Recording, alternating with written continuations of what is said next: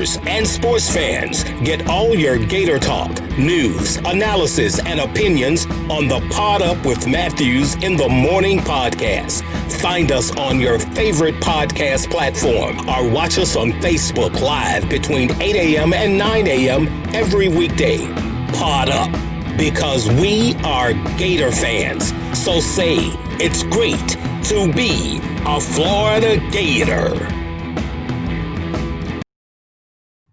Good morning and welcome to a Tuesday edition of the program. It's PodUp with Matthews in the Morning from the Crime Prevention Security System Studios. Large enough to serve you, small enough to care. We got a good one for you today, folks. It's Tuesday, so that means old Buddy Martin from the Buddy Martin Show will join us here momentarily. Second portion of the show, it's Gator Great, Hall of Famer, Miami Dolphin Hall of Famer, Nat Moore joining us as well. So let's get right into it. We got some sports to talk about, but we're going to go to the Titan MR hotline, and we're joined by old Buddy Martin. Good morning, buddy. How are you? Good morning, old Shane Matthews. I'm doing good, man. I got me a little sip yesterday. I turned on a video I made of the crowd singing "Don't Back Down" in the FSU game, and I just drank it in and listened to it thinking, man, that was rare. That's something we treasure now more than ever. First of all, a game. Secondly, a live crowd, full house, thoroughly beating FSU. And just started thinking, man, that's the way it used to be in the Swamp. I forgot. It felt good, Shane. Yeah, it's a good new tradition that they got there. And, who knows if the fans are going to be able to sing along with that there in the third quarter or not. But, we'll see, buddy. The SEC has come out now since the last time we talked to you. There was a lot of rumors out there, but it's true now. They're going to play a 10-game conference-only schedule. Mm-hmm. I know you're excited. You've been beating the door down about no more cupcake games. Well, you play 10 SEC games, my friend, there ain't no cupcakes. That's for sure. Even Vanderbilt gets hard when you had to play 7 teams before you get to them. And someone said the other day, how will the committee be able to rank these teams if they don't play outside? Are you kidding me? If you win in the SEC, you're in, man. There's going to be – however, it might be tough to get 2 teams in from the SEC if they go to a new system. So, yeah, I'd like – Shane, I've been asking for this for a long time, and I want more good games to watch. It's about television right now, isn't it? It's about ratings, and it's a game. You got to do better than the NFL. I mean, you got to be able to get eyeballs. If you can't get seats, fatties in the seats, you got to get eyeballs on the television. Yeah, and speaking of television, do you think, since we have not heard who those extra 2 games are going to be, not only for Florida but for everybody in the league, do you think it's going to come down to television saying we want these matchups? You think about obviously Georgia this year.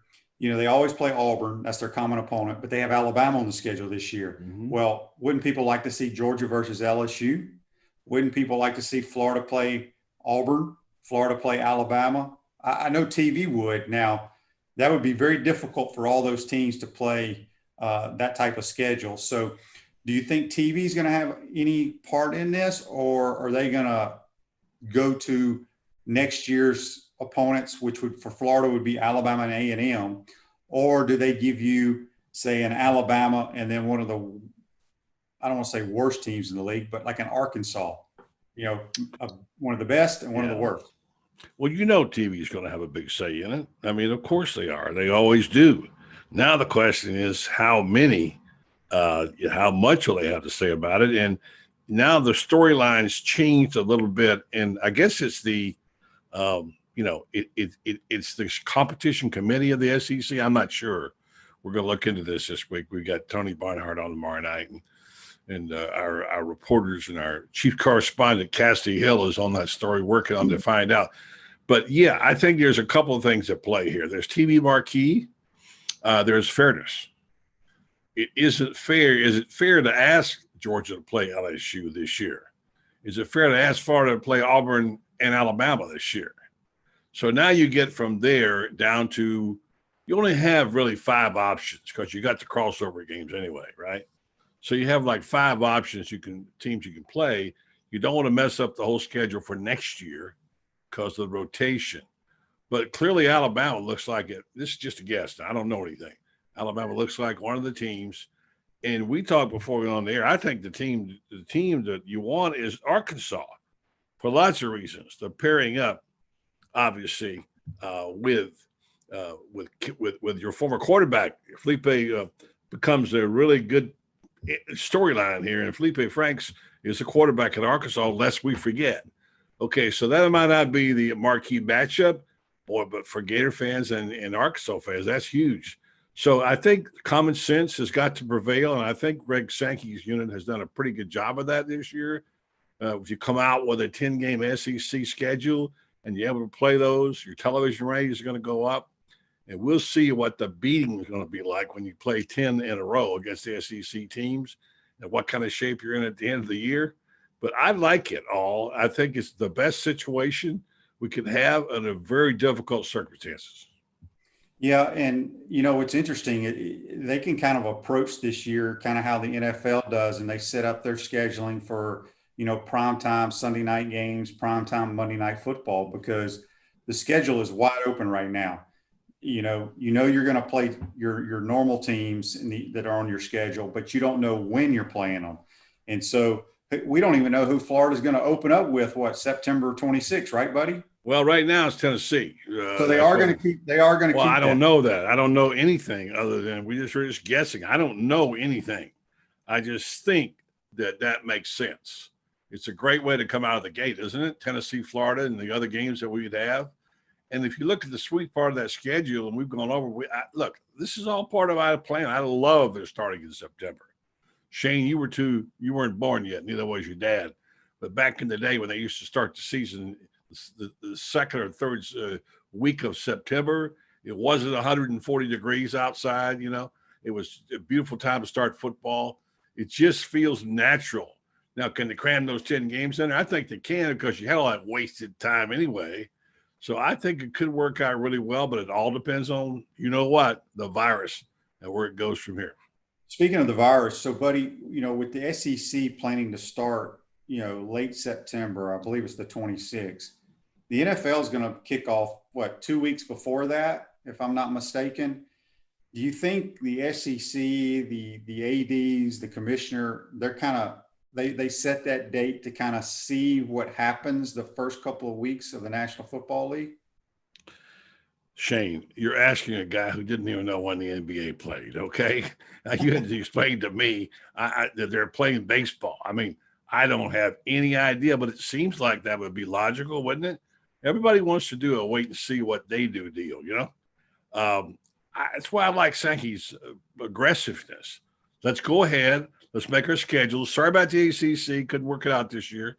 And let's do this, and let's play it down. And we'll adjust as we go. If we have to start the season in October, we'll do that and see what this crazy virus does. So I'm a lot more concerned myself against the virus becoming something more than the virus and about players opting out. That's a phrase I don't even like to use in college football.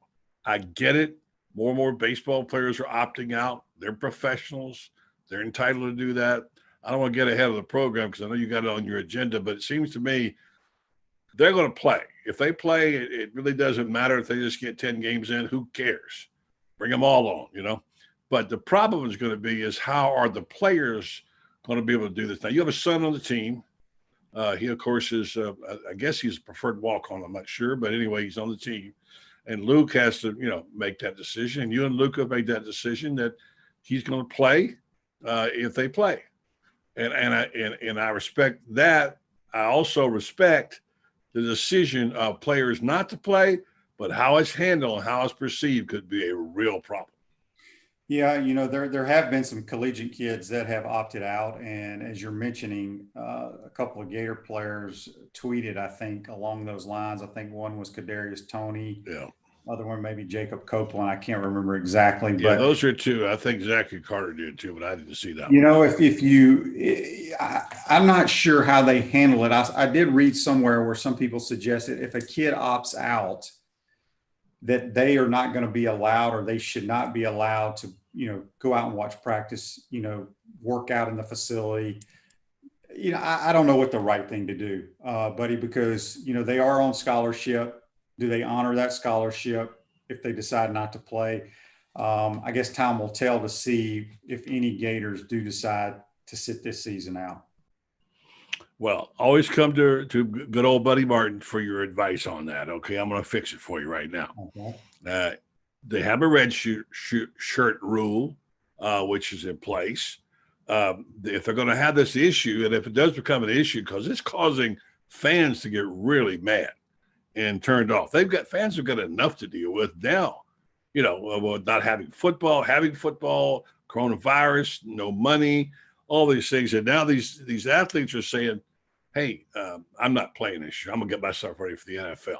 That doesn't set well with fans, okay? I don't care what you say. And I saw what they tweeted yesterday, and I saw what basically what one of the players, I'm not even going to name him because I think he was really shouldn't have said it, that they don't care about us. All we are is just, performers. While there's a certain element of truth in that, when you get that attitude that I'm a pro and I'm just performing, they're paying, I should be paid like a pro. Like somebody said, okay, you want to be a pro? Try missing a kick on Saturday and then getting cut and having a kicker come in next week. It's not the same. So it's very important how this is perceived. I say they need to have they're having an ability to govern the SEC like they've never governed it before because they have power over the schedule. It's all SEC. They can dictate terms. Why can't they have a so-called opt-out? I hate that phrase for college, but a redshirt year optional one time. You take your red shirt. If you haven't had one, take it now, opt out, get yourself healthy. If you have underlying conditions, we get it. And have it done right, not have it just like, I'm going to opt out, I'm going to get ready for the NFL. That will destroy the game, Shane. Well, that's true, but let's be honest here too. There's not a whole lot of dudes that can opt out thinking they're going to just get ready for the NFL. True. I'm trying to think off the top of my head right now, guys on our roster, majority of them need to play to improve their stock. No doubt. But I guess that I do hear you. If you have a red shirt year, can you use that red shirt year? If you've already used a red shirt, can you get a medical red shirt? Well, there you go. There's a lot of things to think about, but as Rick says here on Facebook Live, comment brought to you by Meldon Law, where you matter most. Rick says student athletes should be allowed to opt out and not be punished. And I do agree with that, but I do think if they opt out, the reason they're opting out is because they're worried about the virus. They should not be hanging around the team then. I don't know what the answer is. I quite honestly haven't really thought much about it. But speaking of opting out, buddy, what do you think about what's going on in the Pac-12 with the players out there? Well, I think it might have gotten out of hand. I think that this is not a national conspiracy, thankfully. This is individual.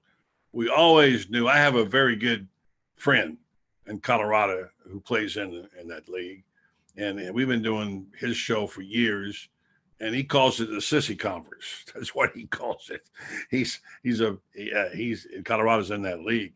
I think the thing is that there are issues that need to be dealt with there. But the way that thing is all over the landscape. I mean, who knows what's going to happen? We didn't even know they were going to play. I mean, you'll never know about that group. I think what they'll wind up doing is the Power Fives all going together. And what I think about it is that you better watch your brand, because if you want to talk about brands, you want to talk about images, and you want to talk about getting paid, your brand is how you're perceived by the public. If you want that brand to be trashed and you're going to suffer for it, then you start talking about, I don't think I want to play because I'm going to get ready for the NFL. That's not going to cut it. You're going to have, I like your idea. You've got a good idea there. Medical red shirt is a very good way to go about it, Shane, and that was a great idea. But we do have to talk about it because it is a problem. No doubt about it. Refresh your vehicle and your brand with a vehicle wrap from WrapSpot. August is your lucky month at WrapSpot. Mention promo code Shane and receive 13% off your vehicle wrap. We're speaking with Buddy Martin on the Titan hotline. Buddy, you need to get your logo wrapped on your car. Your eyeglasses Yep. wrapped on your car. You'd be looking sweet riding through Ocala. Yeah. Where would I get that done? At Wrap Spot. Oh, I knew you'd have a place. Yeah, I Wrap set Spot. you up. I'm giving you softball, Shane, for crying That's out. right. Knock it out of the park. That's Wrap right. Spot. So, buddy, let's switch gears. I guess we're just on pins and needles here, waiting to figure out when the schedule's coming out. Yeah, really. But in the meantime, we've had some really good golf on the PGA Tour, and this week is we start a major, the PGA Championship out in San Francisco. Let me ask you this: who you picking to win? I like the way Thomas is playing. I think he's rolling the ball. Way to go out on a limb there, buddy. Well, but I mean, I just like him. I can't tell you somebody. I mean, I like the DeChambeau, but he's not playing well right now. He's struggling a little bit. Koepka's got a little bit of an issue going on right now. Not hitting the fairway is consistency. Who's going to roll the ball this week? I mean, I'm not. You want me to pick you a long shot? Or you want me to tell you I think he's going to win?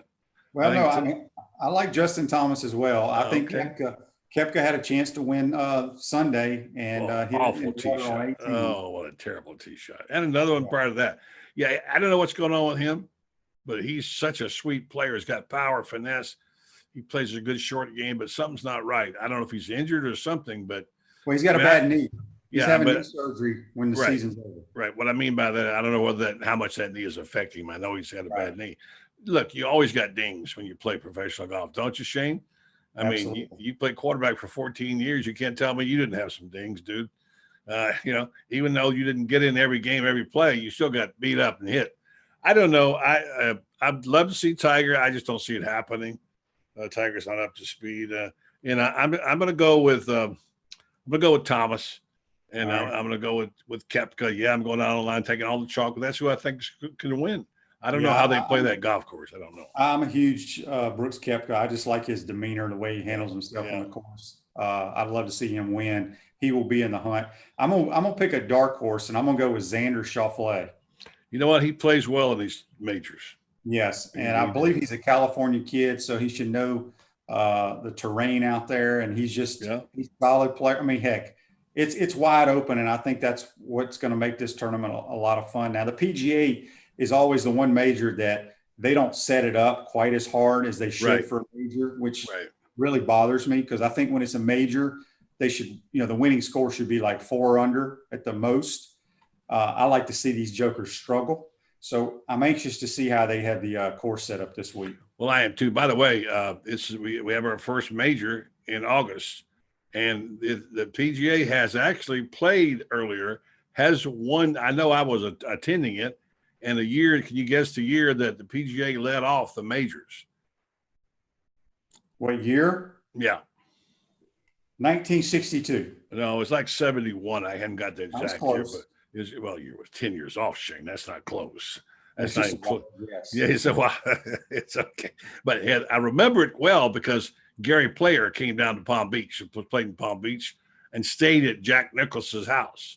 And they were in the hunt, going head to head. And Gary Player had one of the great lines of all time. Nicklaus won it.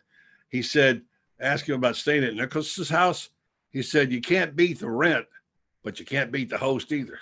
That's a great quote. Now, buddy, you got a new podcast, I hear. Yeah. Who's it with? I'm excited about it. It's Urban Meyer. It's called The Best Friday in Football, and I'll tell you about what that means later on. We have a soft opening this week and next. Urban Meyer and I will do talking football, celebrating football, by the way, talking about things that matter in football. It's not going to be coach speak. It's not going to be all X's and O's. It's going to be about traditions. We're going to focus on Florida and Ohio State, and we will be doing it every week. It's called Urban Meyer and Buddy Martin Podcast. I don't know what my name would be in there. At Best Fridays in Football. And we'll have a preview of it on Friday around noon. I'll let my people know about it. But this is exciting to talk football with one of the top coaches in college football and a guy like that who knows the game. I'm not sure if you've seen him on Fox or not, but he does a really good job. Yeah, he does. Buddy, I know what was the last week when we talked to you, hadn't watched much Major League Baseball or NBA. Have you tuned in since I talked to you last? Yeah, I tell you, I watched the Rays game, so they got beat like a rented mule after the fourth time by Baltimore, and I had to turn it off. I watched all those Rays games, and they just got hammered. I watched an inning of the Yankees and Red Sox. I'm trying to get back in it, Shane, but it's not the same. Okay, it's just hard, I can't even watch the NBA. I mean, I watched like maybe a quarter, if at most altogether. But I'm glad it's back. And someone brought up a great point yesterday. I forget what it was, Feinbaum or somebody. Someone says, I need to have football back. We need to have live sports back because our sanity is at stake here. And Feinbaum said, well, you got NBA, you got baseball, you got golf. Has that changed your mental outlook? Well, no. So what we're saying is we need football. We all know that. I'm glad we got live sports. It's going to take me a minute to get back into it. Yeah, I mean, I've watched a little bit here and there. I've probably watched more basketball than I have baseball. Really? I really think I got to tip my hat to the NBA. I think they've done a tremendous job with the bubble. Just the way that they've put it on. They've tried to make it where you can actually watch the games with all those. They don't have the cardboard fans in the stands. They got these animated type deals. But, I think they've done a pretty good job. It's been some pretty good basketball as well. It's crazy that they're going to be playing for the playoffs to start, and you'll be playing for an NBA championship with nobody in the stands. That's kind of weird. Call me when they play in the playoffs. That's how I do it almost every year. I don't really get interested till then. I mean, I don't even watch the Magic games. Well, I don't ever really watch NBA during the regular season. Every now and then I'll put it on TNT because I love to listen to Charles Barkley, Ernie Johnson, and Shaq. I like them. Mm-hmm. They're hilarious. Yeah. But there's nothing to watch right now. I look forward to my weekends now so I can watch golf because I think the PGA Tour has been great so far this year, and I hope it's a good PGA championship. Well, they need the ratings boost because golf doesn't have the best ratings. I was in that business for 17 years, as you know, working out in Colorado. Golf ratings. The only way those ratings are probably going to be good is if Tiger's in the hunt. No doubt about it. Listen, I'm going to tell you what, Tiger was the reason that our tournament went away, is that when Tiger stopped playing in our event, our ratings plummeted and our sponsors backed out after 25 years of it. And Tiger controls that Nielsen point, or what they use now anymore, ratings, and he's big and he's the biggest show they have. And when he, like you say, when he plays, the numbers go up. So, Buddy, who you got on the show tonight? The Buddy Martin Show that you could tune in on Facebook Live at 9 p.m. Eastern. Well, I got this guy who played the NFL, has all this wisdom, and knows a lot of secrets about the Gator football team, which he won't share with me. Name Shane Matthews tonight. We're going to be doing our thing at the regular tee-off time at 9:03. Chris Doring will be rejoining the program, which he does every now and then. I want to catch up with Chris. As you know, he had COVID. He's been through it, and we, of course, thinking of his family. And then we always have our friend from David Moulton, who's down in Southwest Florida, in Naples and Fort Myers, and does a talk show. He works in the press box for CBS during the football season, so we talk a lot of football there. So we're looking forward to it. And then tomorrow night, we're going to be able to break it down with Mr. College Football and Cassidy Hill on who these Gators are going to play and what does this SEC look like as best we can. You got a special guest. You got somebody that might be the most underrated athlete in the history of Gator sports. You talking about today or tomorrow? You got Lauren, right? Well, I got Nat Moore on today. Tomorrow. Tomorrow I got Lauren Hager. Yeah, well, tell her story just for a second, because I think she is really something special. Well, she is equivalent to winning the Heisman Trophy in softball a couple of times. She's done something that only her and Babe Ruth have ever done, and that's, I believe it's hits over 70 home runs and have over 70 wins. Phenomenal, one of the best softball players Tim Walton's had here in the history of the program, playing professional softball now, won a couple national titles. But yeah, she's, I'm anxious to, I've had two other, let's see, I had Amanda Lorenz on, and love her. Maybe I thought I had one other softball player on. Oh yeah, I had Aubrey Monroe. So this will be my third softball girl, which I'm a huge softball fan. Tim Walton's a very close friend of mine, and I'm a big supporter of Gator softball. So I'm looking forward to that interview, see what she's doing now. And she's playing professional softball, but they're not playing at this moment. But in Dallas, right? Yep. Yes. No, by the way, she should have retired. They had a Cy Young in softball 32-2. Wow, what a record. Yeah, she was outstanding, no question about it. But I was going to ask you one thing before we let you go. Sure. What's the status on your survey for Gator Bay?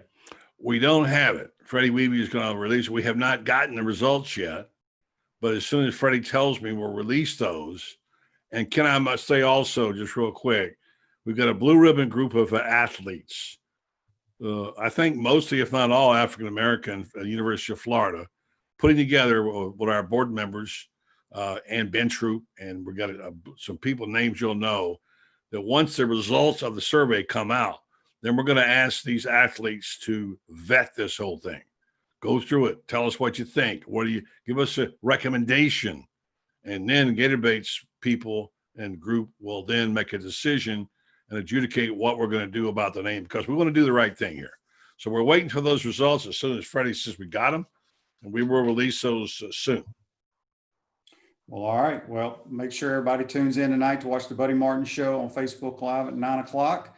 Look forward to it, buddy. Be safe, my man, and we'll talk to you next week. All right, Shane, I have one request. If someone said tonight, could Shane please take his shirt off? I don't know what that means. Oh, Lord. But I don't know. You got a fan out there someplace. I'm just kidding. We can't go there, bud. You got to stay PG, my man. That's my whole life, PG. Thank you, Shane. Have All a good one. That's Buddy Martin. Join us on the Titan Tomorrow hotline. Hey, folks, at Center State Bank, we put business first. We are the largest community bank in the state of Florida and understand that some small businesses need a community business partner that they can rely on. Center State has 5 convenient Alachua County locations to serve you better. Center State Bank, member FDIC. We're going to take our first time out of the program here. When we come back, we're going to be joined by Gator Great Hall of Famer, Nat Moore. You're watching and listening to PodUp with Matthews in the Morning from the Crime Prevention Security System Studios. We'll be right back. Hey Gators, this is Coach Steve Spurrier. PodUp with Matthews in the Morning. We'll be right back after this commercial break. We want to take this moment to thank all our sponsors who keep the show going and pay the bills. Our gridiron sponsors are Crime Prevention Security Systems, large enough to serve you, small enough to care. Titan MRI, Gainesville's only locally owned and operated MRI facility. Area Rug Masters, your #1 choice in Gainesville for all your area rug cleaning services. Meldon Law, where you matter most. Peachland Dental, Gator Nation's first choice for dentistry in Port Charlotte. Our touchdown sponsors are Campus USA Credit Union, Celebration Point Town Center, The Digital Mortgage Guy, Adams Ribs, Gator Dominoes, Celebrate Primary Care, Center State Bank, Gator Bait Media, Davis Gainesville Chevrolet, Miapa Latin Cafe, Gators Dockside, Okido America Martial Arts and After School, Doreen Wiebe Realtor, Caldwell Banker MM Parish, Radware, Style Cuts, Wrap Spot, Ironwood Golf Course, TB Financial, Chris Doring Mortgage, Meadowbrook Golf Course, Darshakow Insurance, Pomodoro Cafe, MB Listings, Big Mills Cheesesteaks, Cornerstone Financial Group, McDonald's of Gainesville, My IT Master, 84 Lumber, and Gainesville Neon and Signs. If you are interested in promoting your business on the show, you can visit our website, podupwithshane.com, and click the Advertise button or call Freddie at 352-284-3733. Again, thank you for all the great businesses that support the show. Please remember, if you like what we are doing here, thank our sponsors and support the businesses that support us.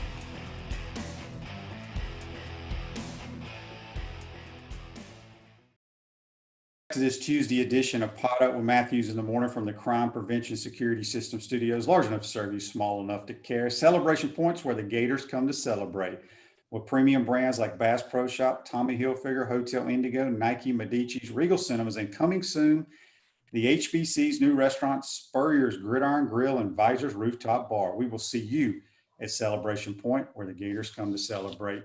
We're now going to go to the Titan MR hotline, and we're joined by a guy that's in about every Hall of Fame you can think of, Mr. Nat Moore. Good morning, Nat. How are you? I'm doing fantastic, Shane. Thanks for having me on, man. Looking forward to it. Absolutely. Well, Nat, I like to go back when I have former athletes on my show. I like to go back to way back to your younger days. You were born in Tallahassee, but you grew up down in the Miami area. First question, you probably played multiple sports, not just football, right? Growing up? Yes. Yeah. Played football, basketball, baseball, ran track. So, yeah.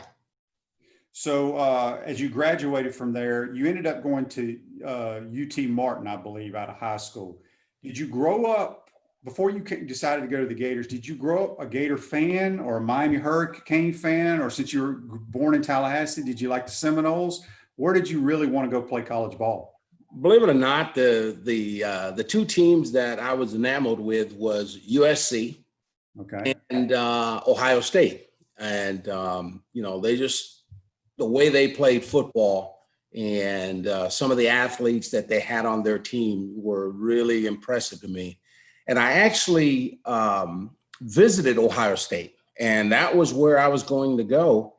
And Shane, thank the good Lord, I can say it now, I screwed up on my ACT. I worked all night before I took the ACT. I was a car runner back in the old days. I worked for National Car Rental.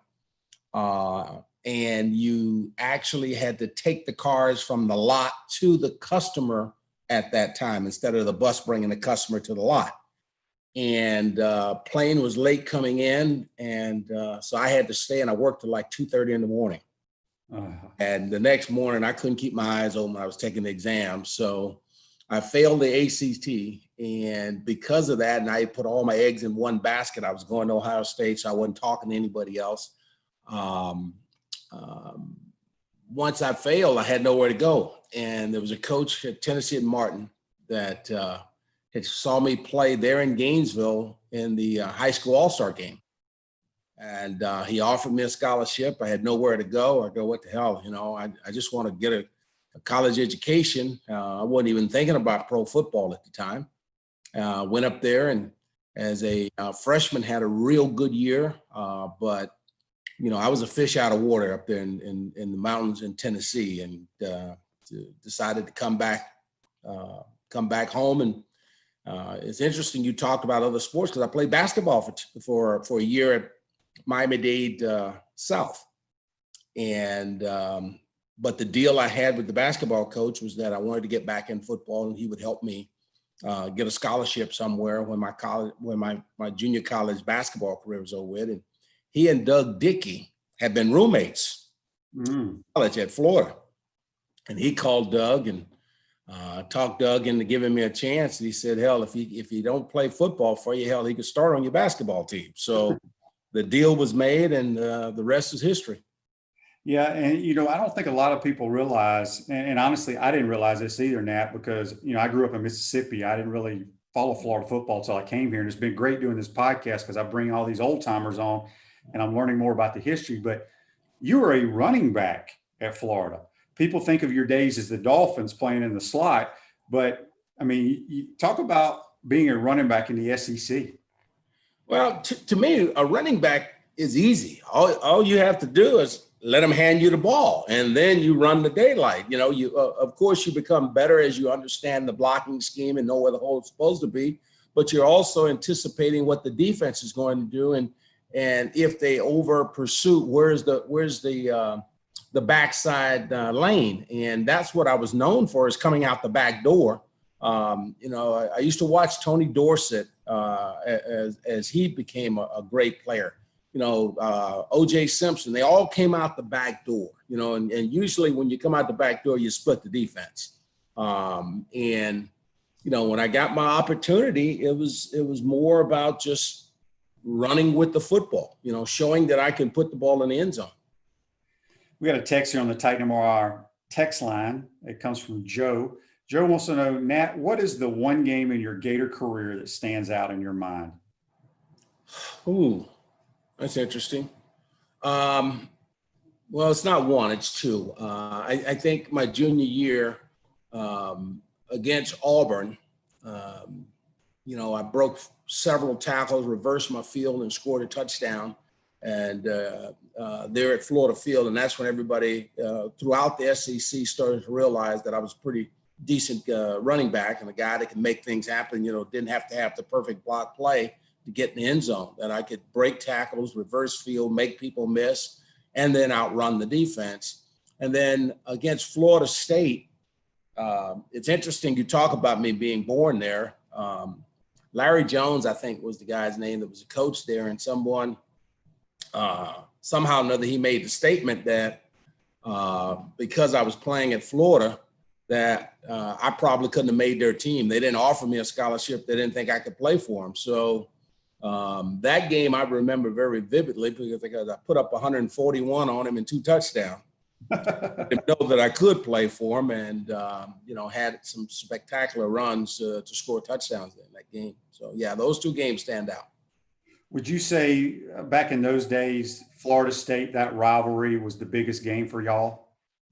That in Georgia, and it's always been that way. I mean, if you actually look at today's Gator program, the Georgia game means everything, and Florida State means everything. I mean, it's the supremacy of the state, because even back in those days, was okay, but they weren't what they eventually became in the 90s, late 80s, early 90s. Florida State was pretty decent, but they weren't that. So it was really about state supremacy in those days. At Chris Doring Mortgage, they do mortgage lending right, helping home buyers throughout Gainesville and North Central Florida. Call Chris Doring Mortgage today, 352-244-0840. We're speaking with Gator Great, Miami Dolphin Great, Nat Moore. You can follow him on Twitter at NatMoore89. Nat, you go to the Miami Dolphins, and obviously we know the great career you had there, but tell us what they told you. Did you know when you went to the Dolphins you were going to be a wide receiver? Yeah, Shane, believe it or not, when they first drafted me, Coach Shula came on and told me that, he was not going to play me at running back. He thought he could extend my career by moving me to wide receiver. They'd watched me catch the ball a lot in college, coming out of the backfield and et cetera, and they knew I had good hands and et cetera. And he felt like the more they can get me outside and in the open field, I could do more to help the ball club. And he said to me that they would give me a year, which was unheard of in those days because there were no guaranteed contracts and none of that stuff, to learn to play the position. And I would just return punts and kickoffs that year. But lo and behold, we had a strike in 74. And, we were coming in for training camp. We're in training camp for 2 months, 6 preseason games and 2 weeks prior. So I got a lot of training, a lot of learning early on. And then when Paul Warfield and the rest of the guys came in and they start teaching me the basics and the understanding of the position and spacing on the field and all the little things that go into completing passes, understanding when the quarterback's ready to throw, not just running down there and breaking, a lot of little things. And all of a sudden, I guess it was the 5th game of the year. We ended up with both Paul Warfield and Marlon Briscoe going down, and Howard Tolley was the 3rd receiver. I was the 4th, and I ended up having to play. But I played well enough, and I knew the offense and didn't make any mistakes that from then on I was a starter. Yeah, that's awesome because you don't see a whole lot of running backs go from college playing wide out in the National Football League. Don Shula, we all know, legendary coach, had to mean a lot to you. He passed away this year. Just talk a little bit about your relationship and what you learned playing for Coach Shula. Well, I think the thing that you learn is perseverance. You also learn that, to win and to really be good week in, week out, year in, year out, it's about sacrifice. It's about you being your best at being a teammate and doing what the team needs. And, the one thing I felt about Don was somehow or another, he pushed you enough to get the most out of you. Sometimes he pushed you to greater lengths than you ever thought you could get to. And usually when the game was over with and it had been tough and et cetera, and you're battling through injuries, he's the first guy to come over and congratulate you and tell you, way to hang in there, tough. I know it was tough, good job. But he was always thinking about that next play and how we were going to be successful. The thing that really amazes me today, Shane, and maybe I'm wrong, but the thing that we used to do at halftime is you go in and you put up on this chalkboard all the plays that were successful, 4 yards and above, 3 yards and less. Every play you ran in the first half, you know, and it's split down the middle. And the first thing he would walk up there and do is 3 yards and less. He'd take that erase that board. We ain't running this no more. Okay. We're going to run the stuff we're good at. We've had success, and they're going to have to stop us. We're not going to outsmart ourselves. And seem like today, teams go away from the things they had success with in the first half. And now they think the things that weren't working is what the team's going to try and stop the other stuff. So this should work now. And, you know, if you go back and you look at good football teams, I don't care whether it's high school, college, or pros, they run the things that they're good at. It ain't like you don't know it's coming. I mean, they are perfectionists at doing what they do best. And the thing that helped that I think is more critical when you can do that, or you do that, it takes away the wheel of your opponent, because they know what you're going to do, but ain't a damn thing they can do about it. Yeah. I mean, you know, when you guys were playing there and Spurrier and et cetera, and I used to do the broadcast, hell, everybody knew y'all was going to throw the ball 3 out of 4 downs. I mean, but wasn't nothing they could do about it. Okay. It wasn't like you're trying to trick them. You just felt like you were better at executing. And that's what Don was all about, execution and everybody doing their job.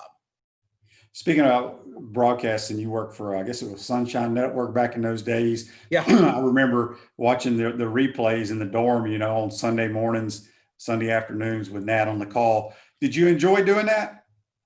Loved it, man. I loved it. I mean, it was tough because, you know, with me working for the Dolphins as well, doing a Gator game on Saturday and then having to be wherever the Dolphins were on Sunday, that was kind of rough. But I wouldn't have traded it for nothing in the world, because I had a chance to be with the two teams I love, the two teams that gave me the opportunity, and to be able to witness both games on site as they're progressing and talk about them and talk to the fans. Nothing's better than that. That's good stuff. We got a comment here on Facebook Live brought to you by Meldon Law, where you matter most. Jeff says he was at the Orange Bowl when Nat helped Miami beat the Bears for their only defeat of the season, preserving Miami as the only perfect team. I'll never forget where I was, because I was a 9th grader in junior high in Mississippi, and I wanted to watch that Monday night game so bad. I had a junior high basketball game. I got home to see the second half. But talk about just the buildup of that game. I mean, that may have been the most anticipated Monday night football game of all time. Well, Shane, here's, you know, everybody was looking at the big bad Bears and how difficult their defense was. Once again, you go back to Don Shula, and he looked at that 46 defense where they come with the blitz, and you're going to have Wilbur Marshall coming free on the quarterback when they blitz. But if not, Wilbur had to cover the tight end. And everybody was throwing a bomb or a go route 30 yards down the field. Quarterback's throwing off his back foot as he's getting hit. What are the chances of that being an accurate throw? Not very good. So Shula says to me, hey, Nat, we're going to move you to tight end a lot this game. We want you to play the slot. That way, when they come with the 46 defense, you just read the blitz and you break it off into a 5-yard out. Okay. If not, Wilbur's got to cover you. That should be fun. True enough, game starts, and, you know, they don't come with it early. Second series, here they come. And the idea was Dan is going to just throw it around the free blitzer. It's a 5-yard pass, much easier pass. And the receiver is wide open because the weak safety has to come from 13 yards deep to cover that guy. Otherwise, they got to show it to you right away.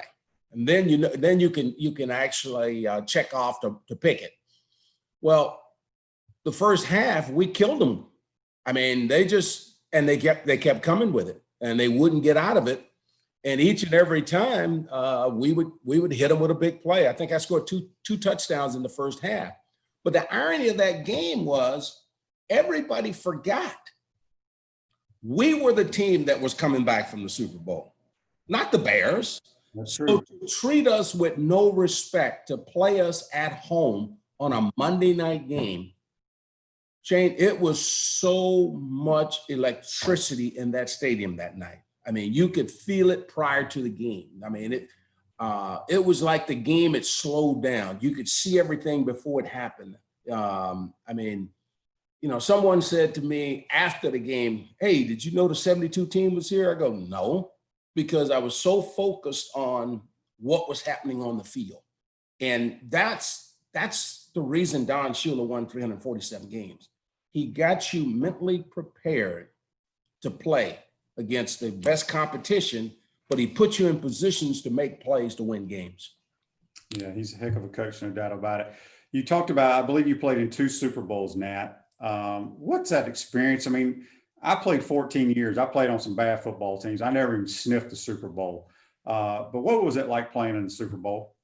Well, first, let me say this because I feel your pain.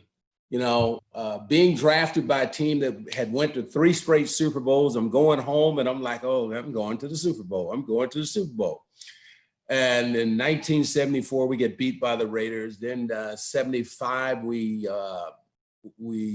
forgot who we lost to. And all of a sudden, we're in 81. And there is no Super Bowl. And I'm like, okay, you know what? I'm going to be the guy that, you know, came too late and left too soon. Because as soon as Marino came around, you know, now we're thinking we're going to win a Super Bowl. And I refused to retire then because I'm thinking, well, okay, we got a chance to win the Super Bowl. Because when you go to the Super Bowl, the hype and everything that comes with it is so magnified. And, you know, you're looking at 3,000 sports writers there and the stories and you know, usually they're asking you about the stars and et cetera on both teams. That sometimes you get so distracted with the media that come game time, if you have not done your homework, you're not mentally prepared because you have gotten happy with just being there. And I can tell you this here, losing the Super Bowl is the worst thing there is because you never know when you're going to get back. And we were able to go right back after losing in 82. We went back with Marino in 84. And as great as that team was, the next year we beat the Bears and we lose an AFC Championship game. The Dolphins have not been back to the Super Bowl. Kansas City Chiefs, 50 years between the time they won the Super Bowl and getting back. So it's a very difficult task. And you need to cherish it when you get there, enjoy it, but make sure that you're ready when the whistle blows because there's no guarantee if you lose, you'll ever get back. So true. We got another Facebook Live comment question here brought to you by Melton Law, where you matter most. Francis wants to know, he wants me to ask you about the amazing helicopter catch. Well, once again, you know, it just shows you how Shula affects your life. We had ran that same play the series before that. You know, we're up in the Meadowlands, we're playing the Jets, and I catch the ball, and as I'm going down, my elbow hits the ball, pops out. And Shula, in no nice terms, told me we'd have been better off if I didn't catch the ball because we would have been able to punt it away instead of them picking it up, running it back 40 yards, and told me to hang on to the F in football. and he can be a tyrant during the game. I mean, it's like a whole new side come on. And, you know, he's right. It would have been. It's my job to hold on to the football, and I didn't do it. So the next series, same play, Dan hits me going down through the middle, and I'm inside the 5-yard line, and Ken Stroy's getting ready to tackle me, and I can't fake him out because there's somebody coming from the other side, which was Kurt Springs. So I decided I'm going to go up and over and try and land in the end zone and show Shula, you know, since he just gave me all this flack that, you know, I'm the guy. And as I get halfway over Stroy, I think I'm going to make it, Springs hit me and I start spinning. And Shane, I don't know if Spurrier was this way, The only thing was going through my mind when I was spinning was damn Don Shula telling me to hang on to the effing football. So Been there before, no I doubt mean, about it. it's like, what do you do? I mean, hang on to the football. That's right. Back in 1984, you were voted Man of the Year. I mean, that's a tremendous honor. Talk about what that means to you. Well, it just means that we're doing the right thing, and if you notice, I said we, because, everything you do community-wise, et cetera, it's a combination. It's you and your teammates and your friends and your sponsors and your partners, community activists, all being engaged to make your community better. And it was something that I learned early on. You go back and you think about the NFL and United Way and how the NFL has always been partners with different community or different charity groups and et cetera, to make sure that we help the people that need it the most. When you look at the NFL and you look at just about any sports, really, that's where a lot of us come from. And it's people giving us a hand up. So, it's a hell of a tribute, but I always look at it as a team tribute. I look at it as, once again, I might have been the vehicle out front, but it was all my teammates, all my friends, my partners and sponsors. Nobody has success in this world by themselves. It's what others do to help you along the way to help others. Got two last questions for you. One, your thoughts. When Marino came in as a rookie, did you know he was going to be pretty dang good? I'll be pretty honest. When we first saw him, he's a little cocky. That's Dan.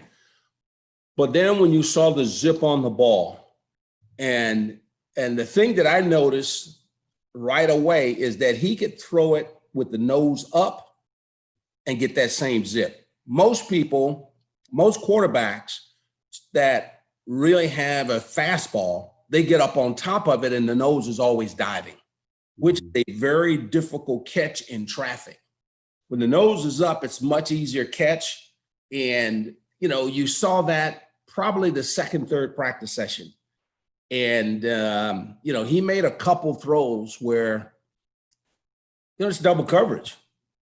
And, he'll grow out of it, but the defense had tricked him, but he got it in. And you go, this is going to be different because, we'd played with Bob Greasy, who didn't have a strong arm, but was just a brilliant tactician. And David Woodley, who had a strong arm, but wasn't as accurate. And all of a sudden, that we're going to be able to throw the ball whatever we want. And to be honest, I don't have a problem in saying this, especially as a wide receiver, even to the point, we started to throw the ball maybe too much in the end because we were so talented throwing the football. Sometimes you need to shorten the game depending on the opponent versus just outscoring them. And I think we fell in love with it. I know I did. I mean, hell, I was at the end of my career as a backup, I was scoring 5-6 touchdowns a year. And we're still looking for the next Dan Marino. Yeah. Well, speaking of that, you're an executive up in the front office with the Dolphins. Last question for you. Got about 3 minutes left in the program. And gosh, I had a ton of questions for you, Nat. Time has flown. But you're an exec up there now. How do you enjoy working in the front office? And do you think Tua is going to be the answer for the Dolphins in the future? Well, let me first say that it's been an honor to work for the Miami Dolphins, not just on the field, in the front office, doing broadcasting. It's been a love affair since 1974. They've been a part of my life, my family's life, et cetera, et cetera. So I'm very appreciative of that opportunity. And before I give all the credit to the Dolphins, I got to give a lot of credit to University of Florida because they gave me the opportunity first. Like I said, the two organizations that I love and care about. When I think about Tua, the thing that I think about even more so than anything else is just getting him healthy. Shane, that when you're not healthy, when you're banged up and when you're rushing to get back because you feel you're letting your teammates down, sometimes you can come back too quick and then you never get to be what you could be. This is a team that has struggled for quite a few years. We're in a rebuilding mode. I think Tua will go as the offensive line go. And as we're trying to build this offensive line is the time that we really should be trying to get him healthy, making sure that he's 100%. And if he's 100%, then of course he'll be able to, hold on one second, Shane. Air conditioner. So, I mean, when I got some people coming to do some work here, so You're all good, all good. like, where's the paperwork? So, but if he's healthy and we can protect him, we have great young receivers that will do the job. They sacrifice for each other. It's not all about me. That in itself lends itself to a great offensive team in the future. But I think it's more about making sure he's healthy, developing the offensive line, and letting him learn from others' mistakes. And I think, you know, with the way that Fitzpatrick played last year, I mean, he's the youngest 37-year-old I know. I mean, you're talking about a guy taking a beating and leading this team. I mean, most people forget because they look at our 5-11 record, but we won 5 of the last 9 with no stars, without an offensive line, gave up the most sacks in football with him as our leader. We would have won 6 if it had not been for a call reversal, okay? When you win that many games because players are playing their butts off and they're doing as the coach is asking and they're not worrying about who's getting the praise, that's the kind of stuff that Tua needs to learn. That's the kind of stuff that as they go forward, he'll become a better leader because he's learning from a guy like Ryan Fitzpatrick that's been in the league for 17, 18 years. And I pray that we give him time to get healthy and a time to learn. If you look at most of the great quarterbacks around the league, they sat a year or two. I mean, you know, everybody's marveling over Mahomes. Mahomes sat his first year. Very true. Okay. They made sure that he was ready before they gave him the keys to the car. And I think that's what we've got to do with Tua. Yeah, I agree. Well, Nat, we appreciate you taking the time to join us. I know y'all are busy down there with everything going on. We're going to have you on again, man. I got a lot of other questions the Gator Nation wanted to know, but we run out of time. Stay safe, my friend, and we appreciate you joining the show. My pleasure, man. Thanks for having me on. Yep, that's Nat Moore. Join us on the Titan Tomorrow hotline. Hey, folks, this is a wrap. Today's show is brought to you by Wrap Spot. Make sure you tune in tomorrow. We got a great show lined up. Be safe. Take care.